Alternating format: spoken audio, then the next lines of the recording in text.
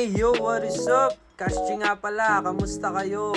Sana all good sa lahat. So ngayong araw, samahan nyo ako. Boboto tayo mga tol. So sa mga bumoboto dyan, sana piliin nyo yung mga karapat dapat na magsisilbi sa barangay natin and sa bayan. Yeah, so pupunta na tayo doon mga tol. Then after nun, nag-ready na ako para magpapaship naman tayo. So syempre hassle sagad lang mga tol, discarding matatag, yeah.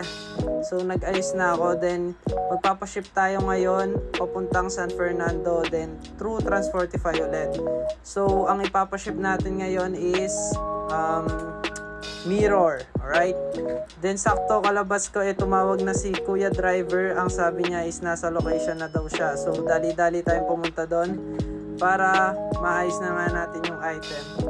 Then sakto mga tol, pagdating natin doon is nakalagay na yung item natin, nakasakay na siya. So isang item lang siya, then binook ko is L300 para safe yung item na darating sa customer. So yan yung mirror na in-order ng customer. So nag-order na rin siya dati ng console table para mag-partner siya, kaya in-order niya yan. So sa mga gustong umorder, message lang kayo sa Fernando's Home PH para sa mga furnitures na gusto nyo. Kinagabihan naman mga tol, pumunta tayo ngayon sa Lakeshore. So di mawawala yung kape dyan, syempre. So after ng grind, kailangan enjoyin mo rin yung kinita mo para ma-relax ka din and para mas mag-strive harder ka na gawin yung mga hustle and diskarte mo, di ba? So umorder muna ako ng healthy smoothies para healthy living tayo, then sakto nag-workout na din tayo ulit. Syempre titikman natin yan mga tol para ma-taste test natin. So masarap naman, panalong panalo. Sa mga gustong bumili neto sa Lakeshore, meron yan, subukan nyo na. Then yun yung mga makikita nyo sa Lakeshore. So sa mga kids dyan, pwede nyo ngayain yung mga parents nyo. Naglakad-lakad muna din kami mga tol.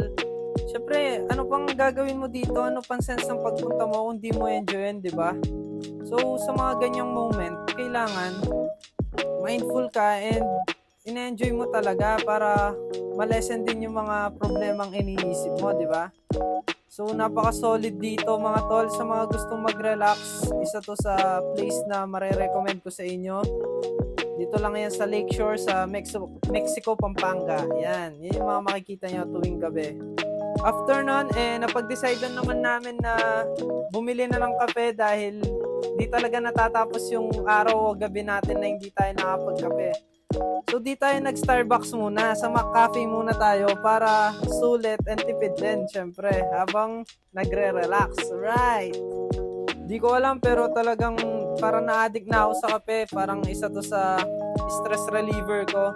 Bago matapos ang vid na to, gusto ko lang i-shout out ang tropa natin na si Ron Louie Mercado. Shout out sa'yo tol.